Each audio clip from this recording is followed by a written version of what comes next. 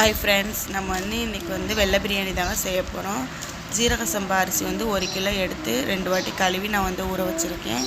ஒரு 10 பல் பூண்டு, சின்ன சின்ன பீஸில் ஒரு 10 பீஸு நம்ம இஞ்சி எடுத்து வச்சுருக்கோம். 2 பச்சை மிளகா, கையில் ஒரு அரை கை வர மாதிரி நம்ம முந்திரி பருப்பு ஊற வச்சு அதையும் சேர்த்துடலாம். சேர்த்து பேஸ்ட் ஆக்கிடலாம்.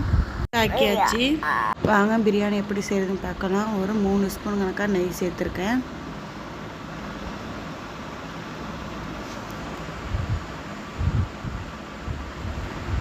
முப்பது ml ஆயில், அன்னாசி பூ 1, ஏலக்காய் 2, பட்டை, கல்பாசி 1, கிராம்பு ஒரு 4 கிராம்பு, ஜாதி பத்திரி 1, இதில் எல்லாத்தையும் போட்டு நம்ம சேர்த்துடலாம். இதில் 2 பெரிய வெங்காயம், 2 வெங்காயம், நம்ம 1 கிலோவுக்கு பண்ணுறதுனால 2 வெங்காயம்,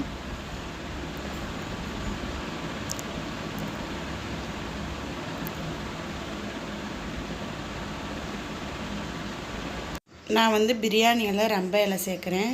இருந்தால் சேருங்க, இல்லாட்டி தேவையில்லை.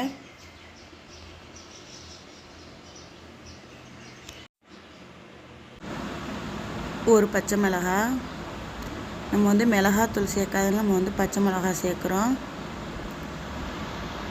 உங்களுக்கு இன்னும் ஒரு 2 மிளகாய் சேர்க்குற மாதிரி இருந்தாலும் சேர்த்துக்கலாம், உரப்பு வேணும்னா. புதினா கொஞ்சம், மல்லிக்கீரை கொஞ்சம்,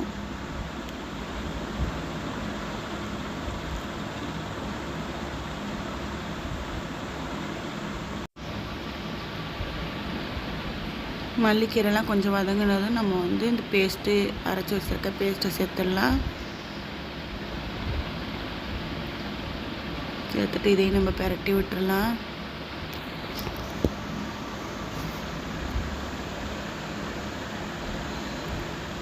தயிர் இந்த ஒரு அரை கப்பு தயிர்,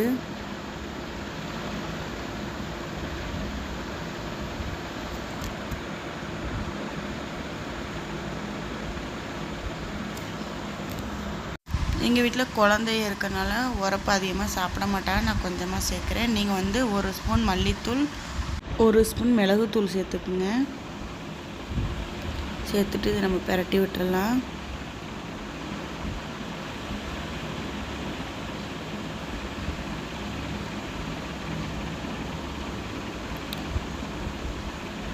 இப்போ நம்ம தேவையான அளவு உப்பு சேர்த்துடலாம்.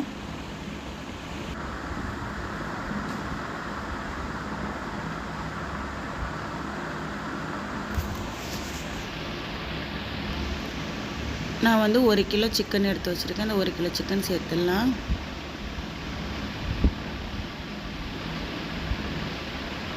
சேர்த்துட்டு நல்லா அந்த மசாலாலாம் சிக்கனில் படுற அளவுக்கு நல்லா பிரட்டி விட்டுருங்க. பிரட்டி விட்டு இது ஒரு 10 நிமிஷம் இருக்கட்டும். இருந்தது நம்ம எதில் நம்ம தண்ணி சேர்த்துடலாம். 1 டம்ளர் அரிசி எடுத்தோம்னா 2 டம்ளர் தண்ணி வைக்கணும். அந்த மாதிரி நான் தண்ணி அளந்து வச்சுருக்கேன். இதையும் இப்போ தண்ணி ஊற்றிட்டு உப்பு போதுமான்னு பார்த்துக்குங்க. பத்தலைன்னா இன்னும் கொஞ்சம் உப்பு சேர்த்துக்குங்க.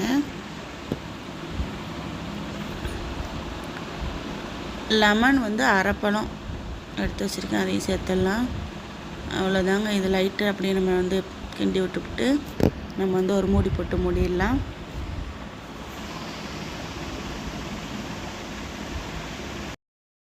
இப்போ ஓப்பன் பண்ணி பார்க்கலாம். இப்போ தண்ணி கொதி வந்துருச்சு. இப்போ நம்ம ஊற வச்சுருக்க அரிசியை தண்ணியை வடிகட்டிட்டு இந்த அரிசியை சேர்த்துடலாம். இதையும் அதே மாதிரி நம்ம கிண்டி விட்டு மூடி போட்டுடலாம்.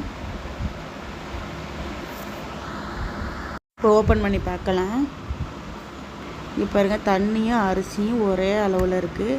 இப்போ நம்ம அடுப்பு சிம்மில் வச்சுட்டு அரிசி உடையாமல் நம்ம இதை பிரட்டி விட்டுறலாம்.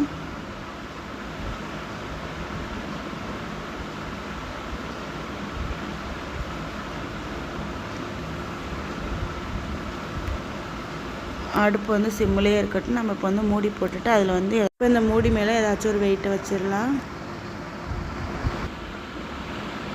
இது ஒரு அரை மணி நேரம் இருந்துச்சு. இப்போ நான் திரும்பி ஓப்பன் பண்ணி பார்க்குறேன். சோறு நல்லா வெந்துருச்சு. அரிசியெல்லாம் உடையாமல் வந்திருக்குங்க. இதில் நம்ம வந்து லாஸ்ட்டில் நம்ம வந்து நெய் ஊற்றிடலாம். ஒரு 3-4 ஸ்பூன் கணக்காக நெய் ஊற்றுறேன். சூப்பரான வெள்ளை பிரியாணி ரெடி ஆகிடுச்சு. உங்களுக்கு இந்த வீடியோ பிடிச்சிருந்தா சப்ஸ்கிரைப் பண்ணுங்கள், ஷேர் பண்ணுங்கள், லைக் பண்ணுங்கள்.